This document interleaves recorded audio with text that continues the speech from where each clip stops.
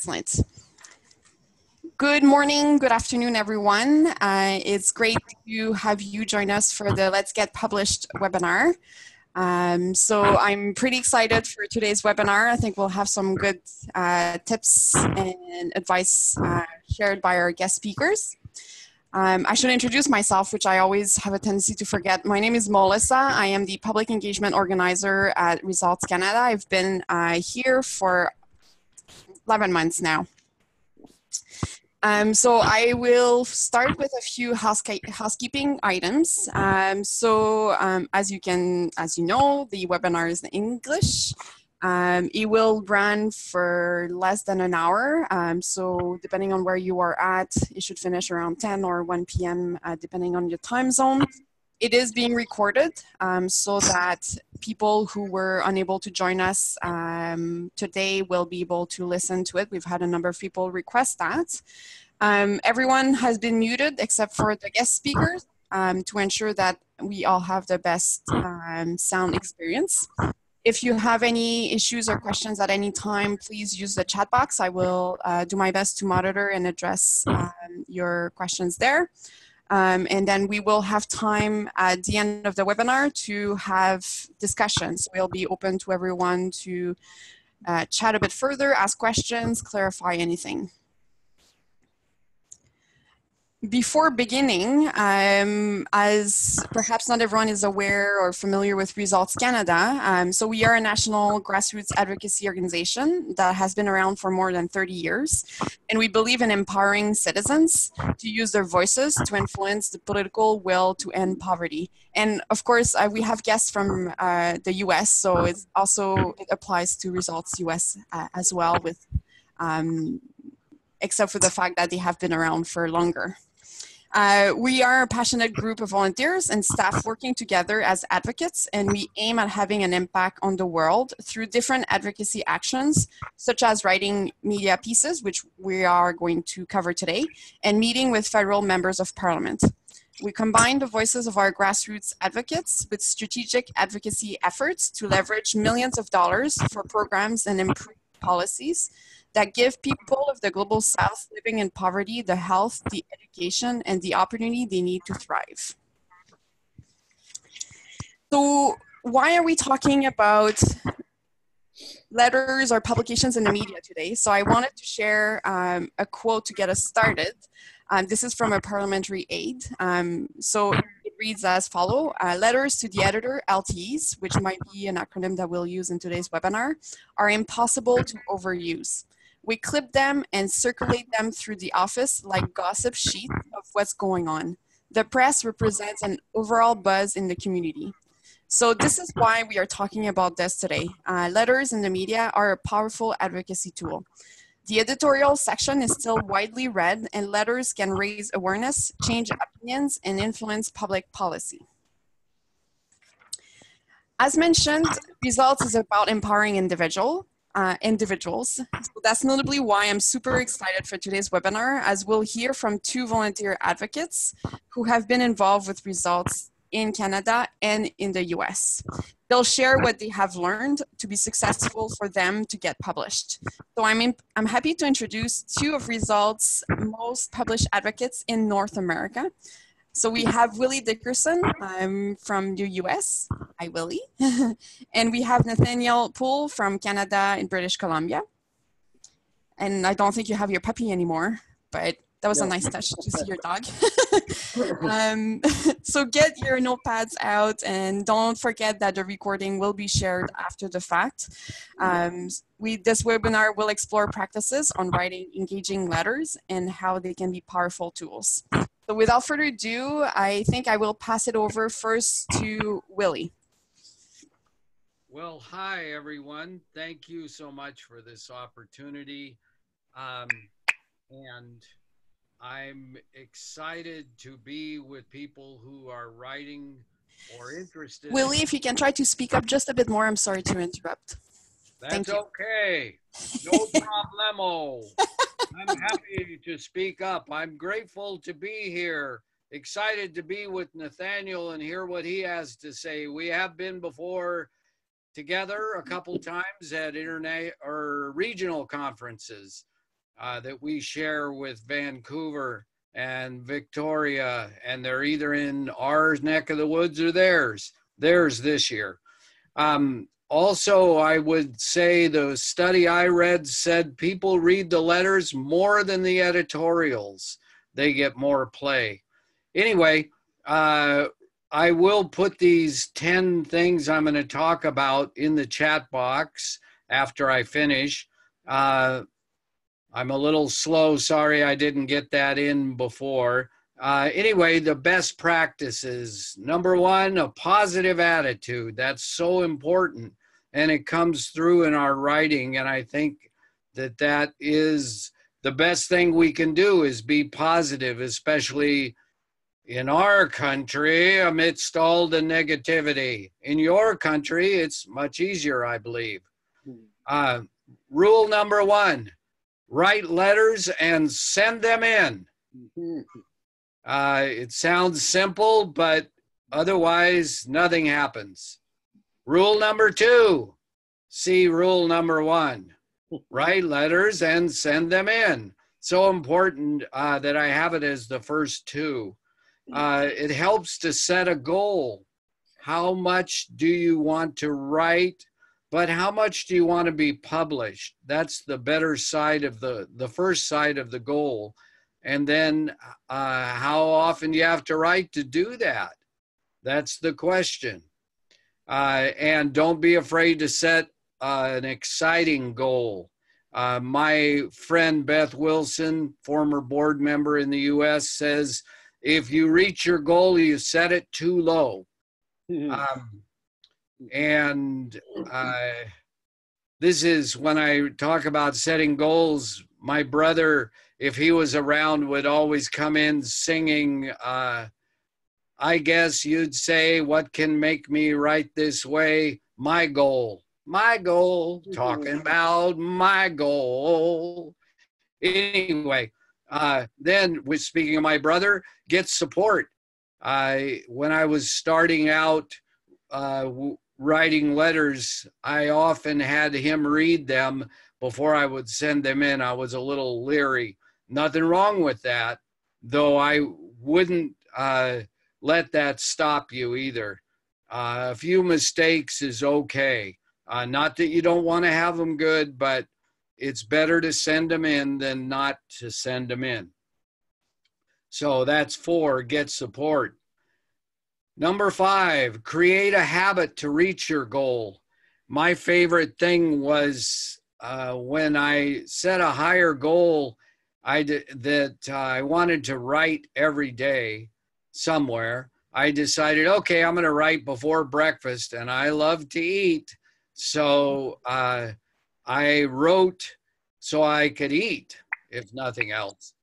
And I have since dropped that. Now that it is a habit of writing daily, I can do it almost any time. I prefer to do it in the morning, but I have been known to do it right before I go to bed because I haven't done it yet. Busy day. Okay, and that will help you reach your goal.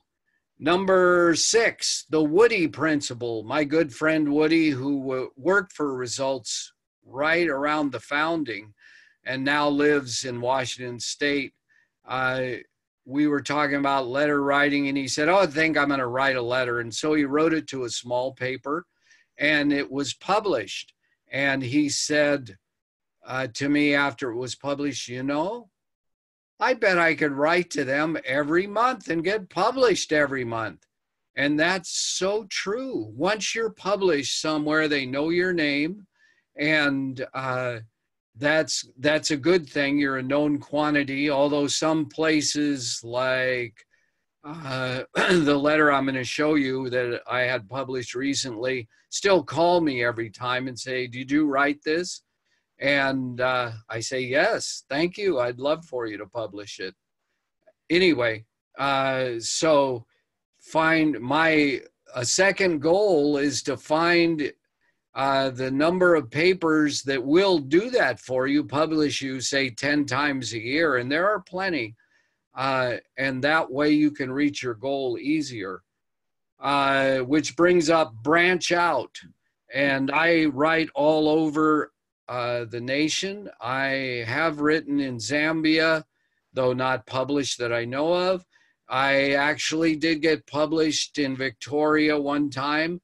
Ooh. I wrote a letter while I was there to the local paper that I picked up. But anyway, so wherever you travel is a great way to branch out. Arizona, where my daughter lives, Texas, where my sister lives. And then also columnists are syndicated all over, probably from the papers Nathaniel will talk about, the larger ones, or you already know them.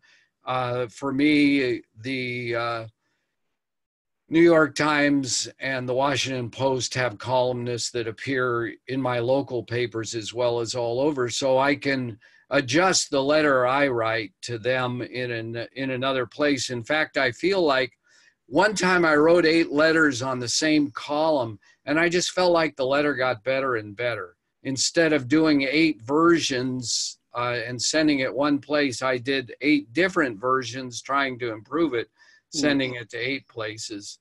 And then there's also, for us, Associated Press and United Press International. You probably have them, I'm not sure.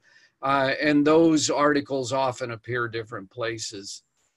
And then sometimes the newspapers themselves will move it from place. You print your or their article in different papers, but sometimes even print your letter in different papers. And which brings up hooks. My favorite is other results members' letters. In a fellow, lost those words.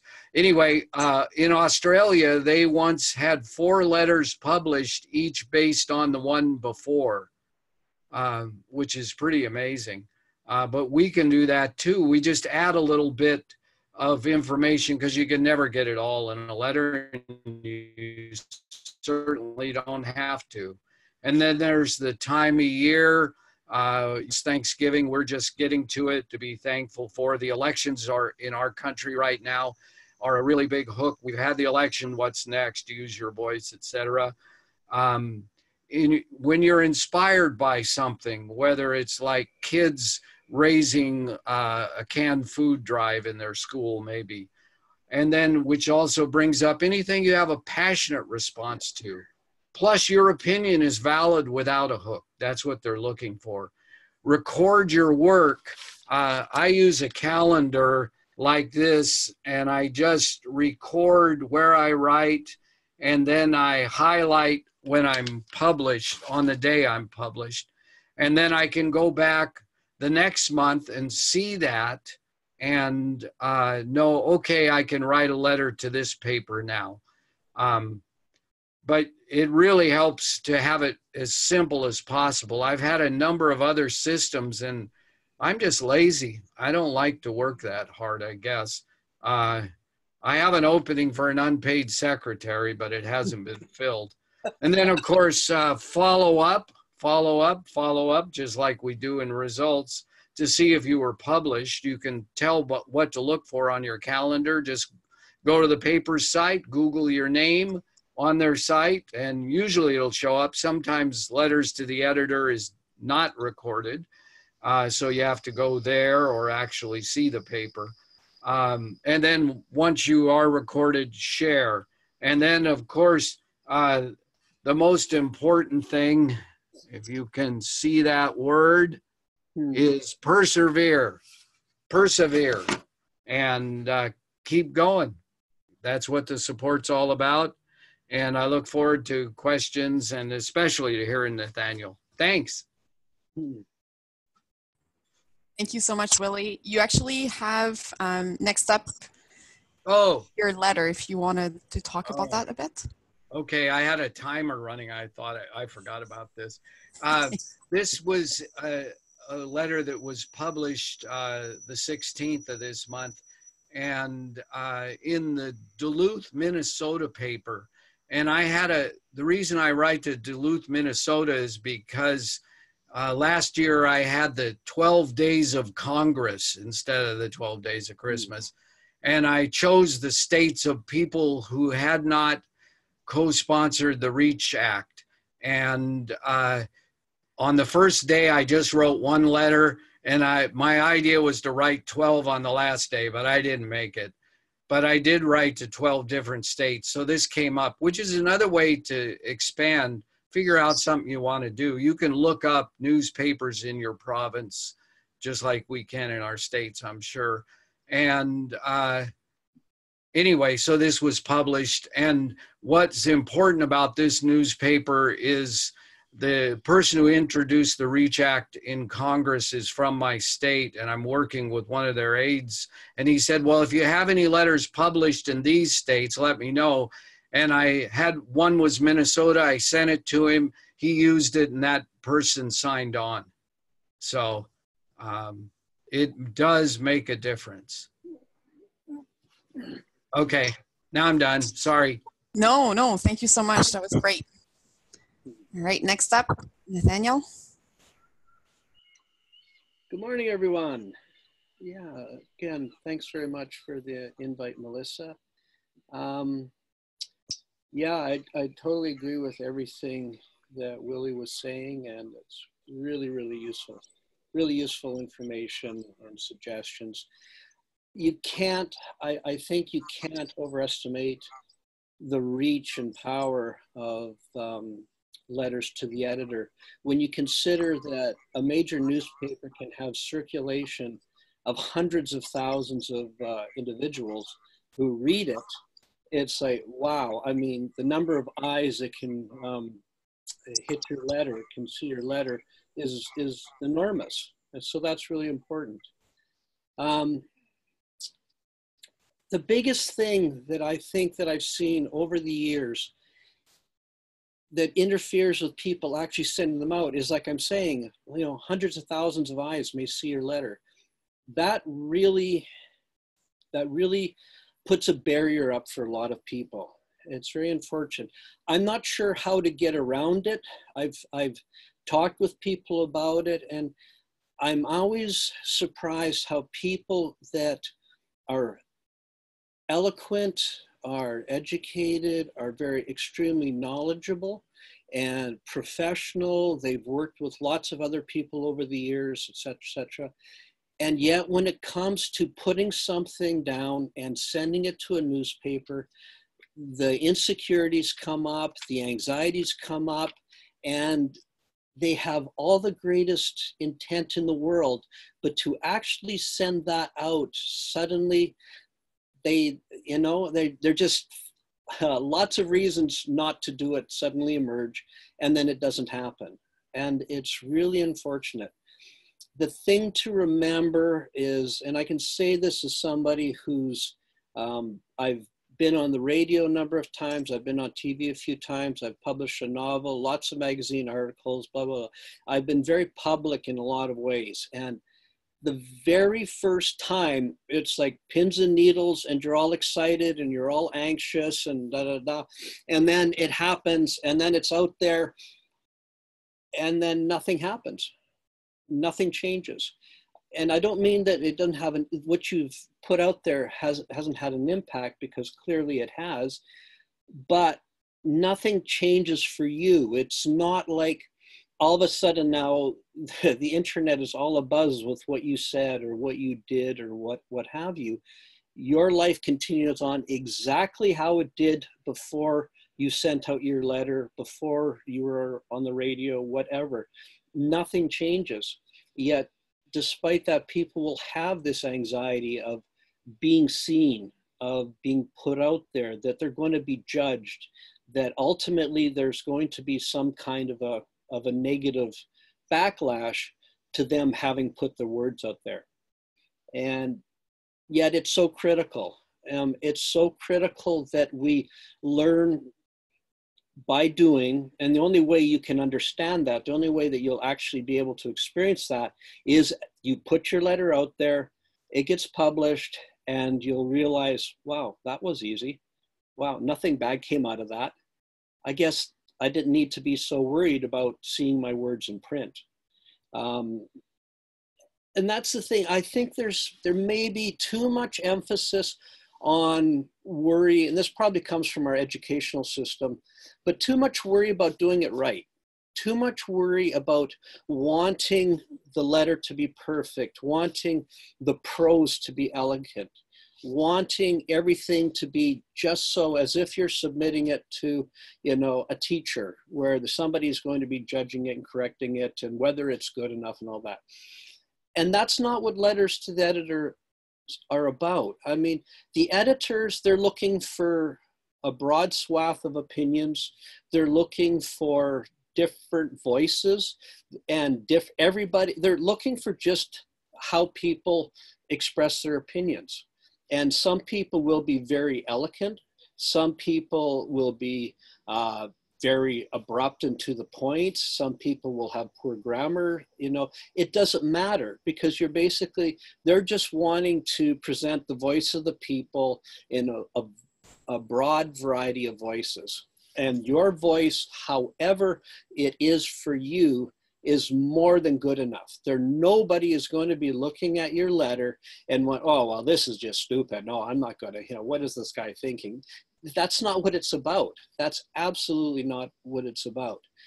And I think it comes down to being willing to take that personal risk, realize that nobody's going to be judging you in regards to your intelligence, your writing style, your eloquence, whatever. And that ultimately, in the final analysis, it comes down to, it really isn't about us. It's about the ideas that we're trying to portray. And so we do put out our ideas as clearly and as concisely as possible because we've only got a short amount of space in order to describe something that by and large is very, very complex. And so, yes, you know, being very concise is important. Having the letter as short as possible while still expressing your views is important because the shorter the letter, the greater the chance they will publish it. That can be a challenge given how complex some of our issues that we're dealing with are. You don't want to just list a whole bunch of facts. But that's what's important, is getting the idea out into the world. And it's not about how good the writing is. It is not about how eloquent you are, your choice of words. It's nothing to do with that. And so I believe, yes, that, you know, a good hook can be very helpful. If there's something seminal in the news right now that you can relate to the story that you're or the idea you're trying to put out, that's great. But you can just put out an idea. Just, this is what I think. You put it out there and that's good enough, and don't worry about whether it's good enough to be in print or not. I tend to use rational arguments, like this is wrong because this is you know, and these are the reasons why. That just happens to be my style, my choice. Other people, they may be more emotional in terms of, I just feel this is really wrong, or I really wish we could do this, or really wish the government would evoke that kind of thing. That's fine. You basically have to approach it with what grabs you, where, you know, your own personality style. The big thing is just to do it. It's just to do it. I tend to use a lot of rhetoric in my letters because I want them to be as impactful as possible. And so the example that I've got written down here is, you know, you don't have to be completely exactly precise when it's an idea that you're trying to convey. You can put down, you know, okay, for lack of a medication, there's 300,000 dead, or you can say there's countless deaths in a global preventable catastrophe.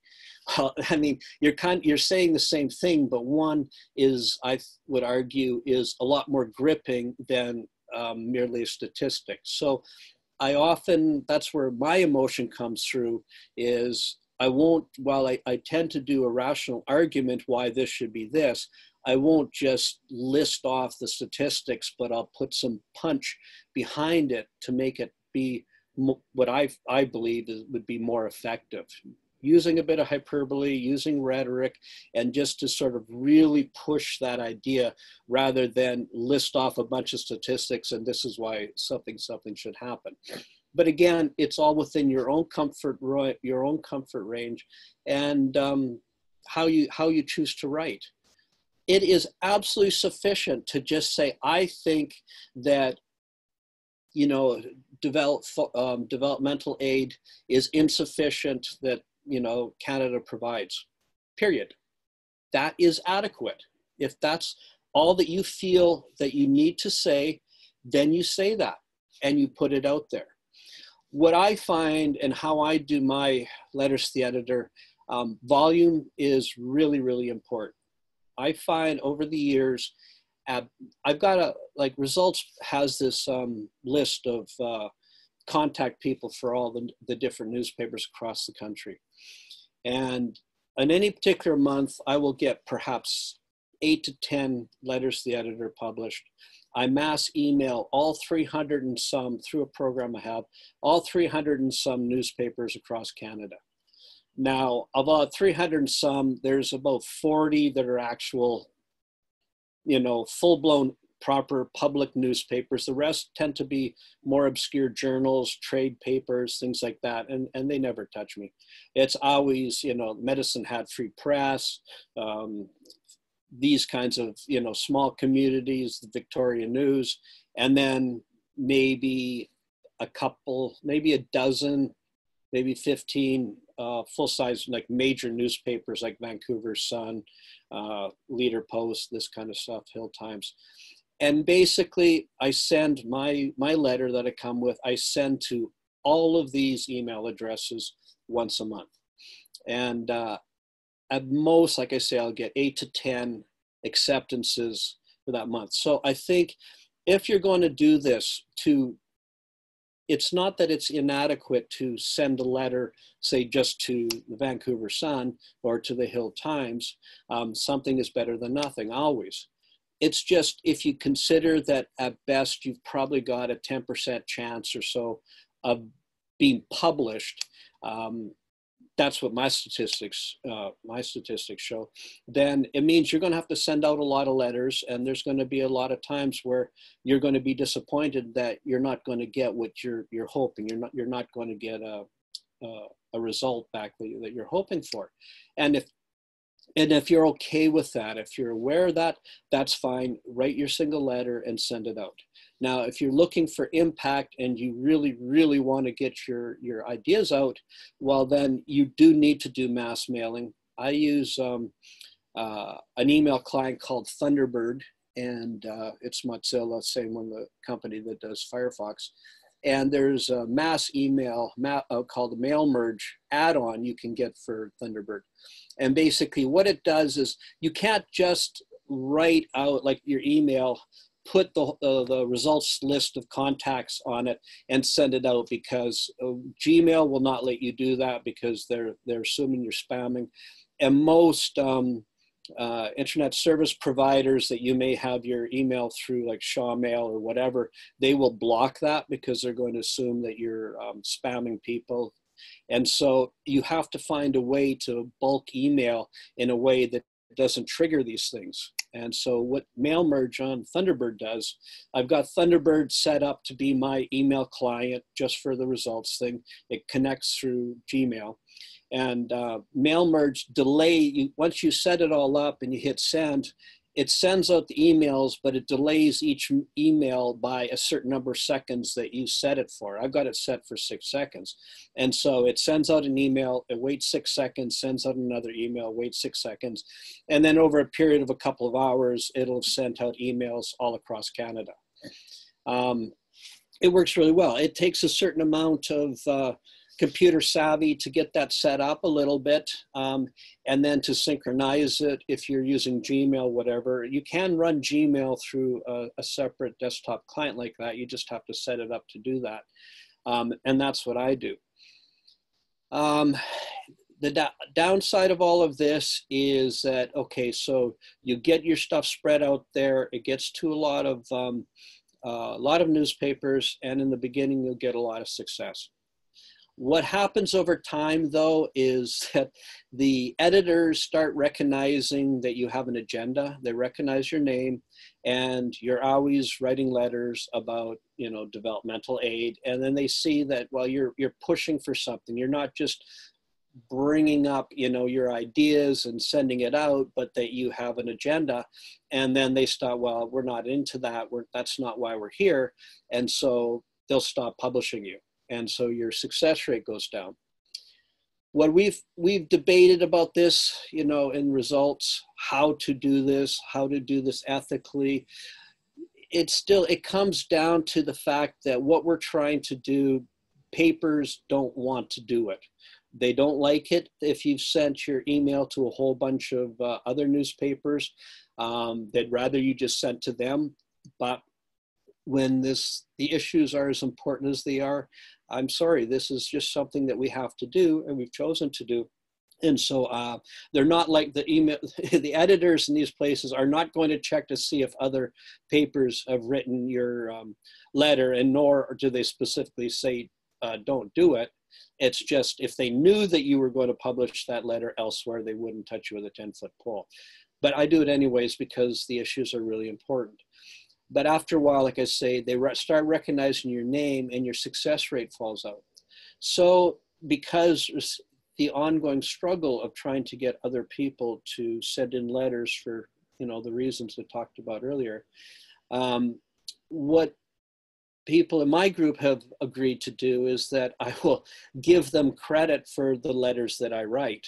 And so I will write the letter, but then like, somebody else within my group, I get permission for them get their phone number and all that, and I use their name on the letter that I've written, and then I put that out through the mass email with a totally different email address. It's again covering my tracks, and yeah, you know, it's not ideal. It's a lot of extra work to set things up that way. But as soon as I started doing that, bang, you know, then the success rate went straight back up again.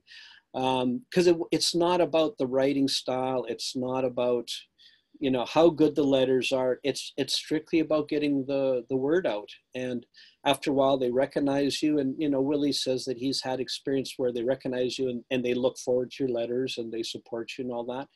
But my experience, at least here in Canada, is that, and other folks within our group that have actually been quite successful at writing letters, they too notice that after a while, the success rate rolls off, even though they haven't actually changed anything in terms of how they write letters.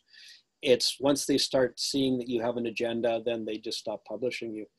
So we rotate the names through it. Different people get credit for it. You know, that's great. And you get a lot more success that way. And they keep publishing it.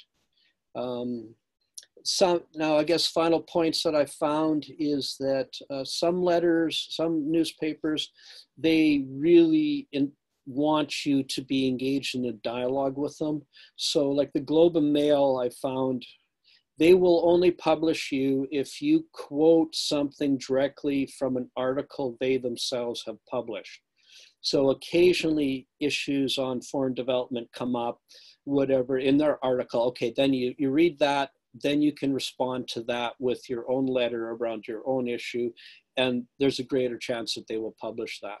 Being a national newspaper, the odds are always very low. I've only been published with them a couple of times. But in this case, you absolutely have to do something local on it. And finally, I guess, but I think Globe and Mail is the only one that I've experienced that very specifically. And when you start looking at the letters to the editor in their paper, you'll see that they're all pretty much referencing an article that they read in the Globe and Mail. And I guess in terms of tracking your success, if you go this route, in terms of tracking your success, I find the best way, for some reason, if I just Google my name, it often doesn't pick it up. But if I Google a portion of a phrase from my letter, you know, 5 or 6 words in quotes, if I Google that on the internet, that's far more likely to pick up one of my letters that have been published. much more so than my name. And I don't know why that is, but you know, that's the way I found it. And it usually takes, and I have to do it actually over a period of a few weeks, because not only is there delays in them actually writing your, publishing your letter, there's delays in it actually Google indexing it and it actually showing up. And sometimes it's been as long as 2 to 3 weeks after the fact. I'll just try one more time. I'll do a Google search for a sentence from my letter. Boink, oh, there's another newspaper that showed up in, you know, so you want to stay on top of that. It's important not only for records, for results, but it's also important, I think, for your own sort of sense of, you know, having an impact. It feels good when you see that you've been published, but even more if you see you've been published here and you've been published here and you've been published here and you've been published here, then it feels like you're actually accomplishing something. And that's really, I find that that's really important, and that's really motivating. And that's about it for me. Great, thank you so much. Thank you both so much for sharing your personal tips, advice, and successes. So what I'll do next is I'll go through quickly some of the tips. So some of it will be a bit repetitive to what you've covered. And perhaps those are good things to take note of. So in regards to getting published with LTEs, of course, as Willie and Nathaniel have said, finish that letter. Find a hook depending on where you want to get published. It's good to have local news and what's going on in the national news. Keep it short. So typically a letter should be about 3 paragraphs long or about 150 words. If you want to write something longer, then you should think about doing an opinion piece, which I have a quick slide on as well. As far as tone, be respectful, polite. Humor can increase your chances of being published, so don't be afraid to be yourself as well. And as mentioned, expand your reach. Slightly modify your letter, send it to dozens of papers across the country, whichever way you would like to do. You've put the work into it, so might as well take a few more minutes to send the letter out via email. Authorship.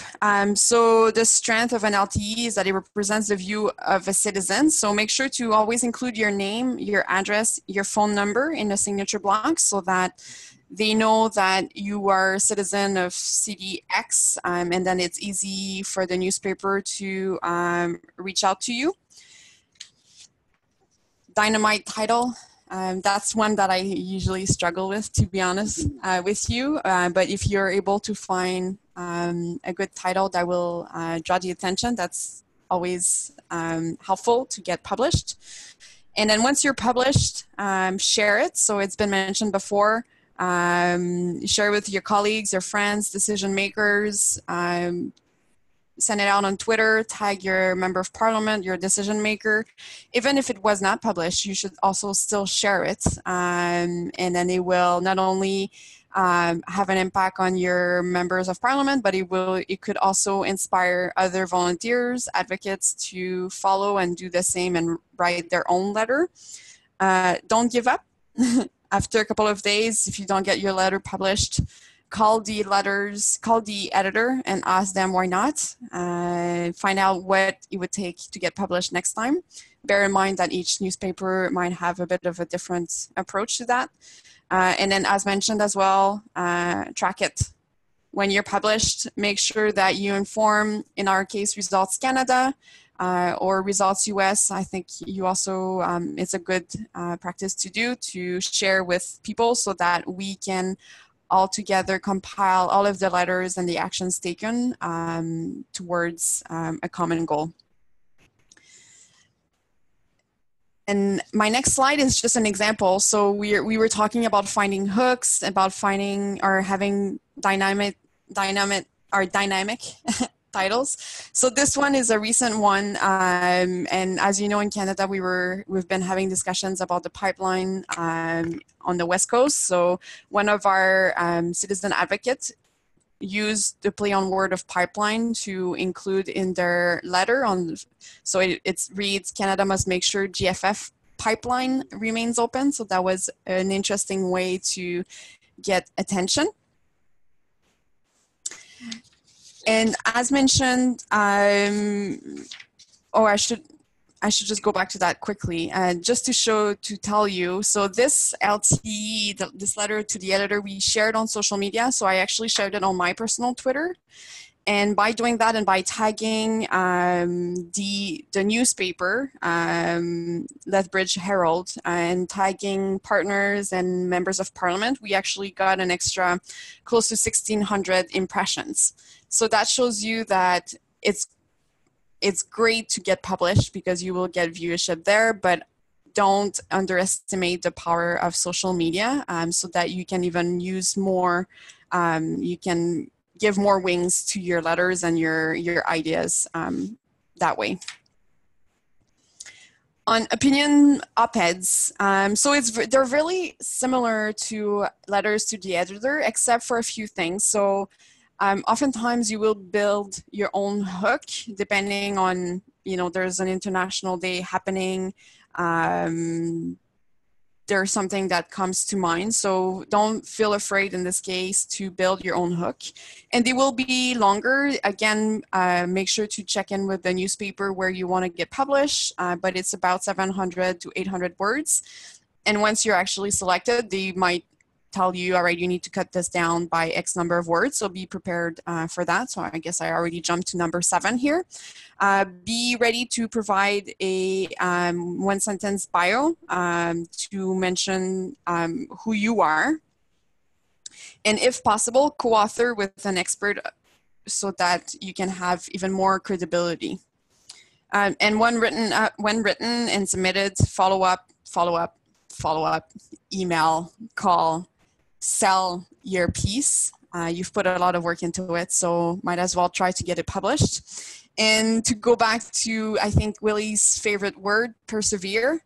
Sometimes op-eds can be published a month or more after submission. So it's whenever the editor has space. So be prepared to have that, and perhaps you would need to modify it depending on when it gets published. And as mentioned, be prepared to get it cut down. And again, I cannot emphasize this enough. Get it on social media. Make sure that it's shared with everyone that you think should be reading it. Definitely your member of parliament and the decision makers. This is an example of an op-ed that was recently published. It was published on September 19th, just ahead of the high-level meeting on tuberculosis in New York City. And it was an op-ed written not only by a Canadian advocate, but also by an American advocate. So this is a good example of creating your own hook around a date of interest. And this was pretty interesting in a sense that it was co-authored by 2 people from different countries, where they use angles from each of their country to say that they should lead together the fight against tuberculosis. Communicating powerfully, I think that was also covered, but really quickly, make sure that if you want to have a bit more of structure, you're not sure how to go about it and how to start. We do at Results use this laser talk, and it's a short, compelling speech that gets the listener's attention. And the idea is to present a problem, a solution, and a specific request.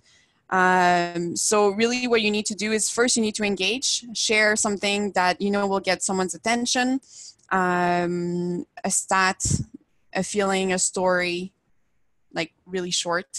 Then you present the problem.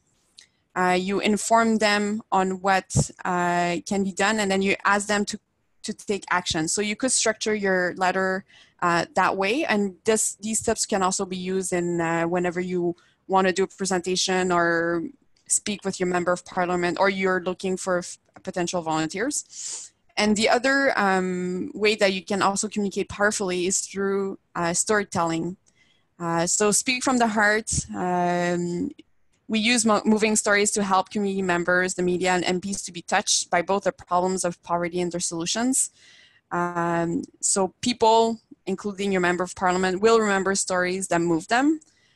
So don't be afraid to also connect through the emotions, put a face on problem, and use audience language in this case to make sure that it really resonates with them. On these tools, I realize I'm going over really quickly. We do have tools available on the website if you want to dig more into these. And then that ties me back to this next slide, which if you go to our website, you will find not only tips that we have covered today, but latest publications if you want to get inspired and see what our grassroots have been up to. And Nathaniel mentioned the database of newspapers. So on our website, you can go and find emails of the papers that you want to reach out nationally. This is in Canada specifically.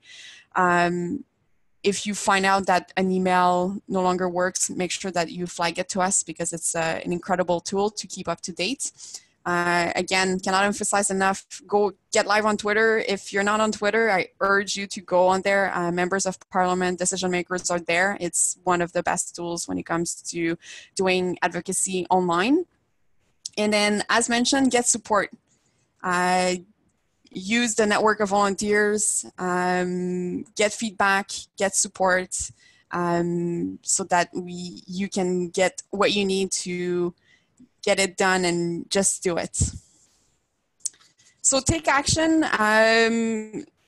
So this is my call to you as far as what you can do now. So sign up, whether you're in the US or in Canada with Results Canada or Results US. Get started in volunteering and write your first LTE. And you might be wondering why I'm using this photo for this slide. So as you may know, 2 days ago was World Toilet Day. And actually, to me, the fact that I would be using in my LTE would be 2.3 billion people. That's 1 in 3 people in the world do not have access to a decent toilet. So if that's not engaging, I'm not sure what is. So this month we've been encouraging people to speak up so that toilets are no longer taboo, but rather that they become prioritized by all. So this is an example of something that you could talk about this month, and that could be the topic of your LTE. If you want to get more information, details about how you can be involved with Results, you have the link here, and I will also circulate it by email. And then now it's time for opening up for a discussion and questions. I believe someone wrote in the chat box, so let me get there. If I can just get it popped up. Great. Willie, you've shared your tips. Excellent. Thank you so much for doing that. So let me unmute everyone. And perhaps I will start with the first question. And then if you have any questions, you can include them in the group chat or speak up. So I'm curious, Nathaniel and Willie, have you ever, because that's one of the tips that we recommend people to do is reach out to the editor to get feedback as far as to whether their letter was not published. So I wonder, have you done that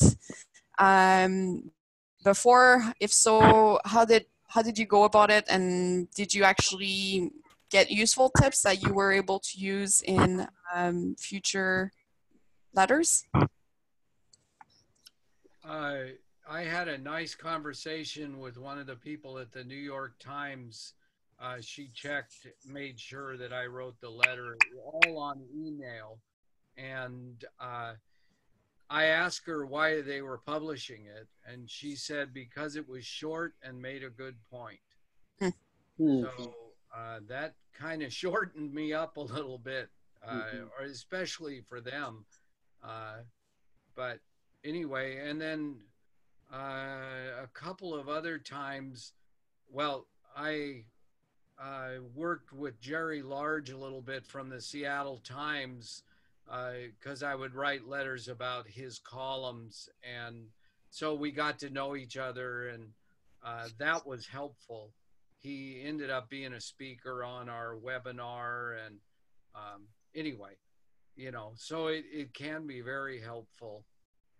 Yes. That's great. Thank you. Nathaniel?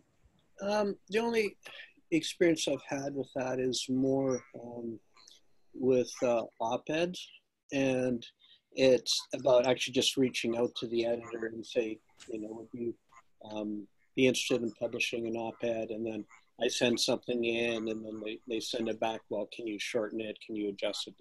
That kind of thing. But specifically, I think largely because I'm sending out over 300 emails a month, it really, it's a scatter. My approach is more scattershot, so I don't actually have relationships with the editors.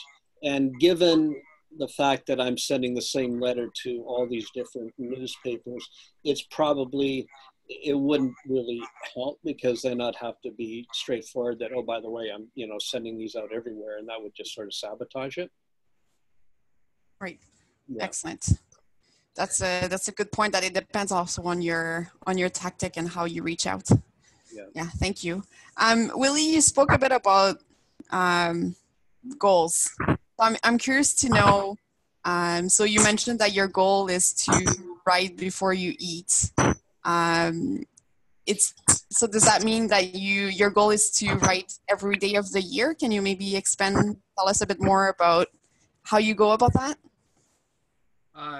Sure, and I want to make it clear, I don't do that now. I can eat whenever I want now and write whenever I want, but it helps get it to be a habit, and that's part of it. And also having the calendar so I know what's going on. I do get, let's see, I get from the New York Times and the Washington Post, I get their opinion flyer, as well as a briefing of what's in the newspaper. So that helps me to see what's in the news, because it's often in the news everywhere. I do, when I'm, as soon as I'm published somewhere, as I mentioned, I put it on the calendar, so I go back to that paper on that day the following month or around that time. Sometimes I'm desperate, so to speak.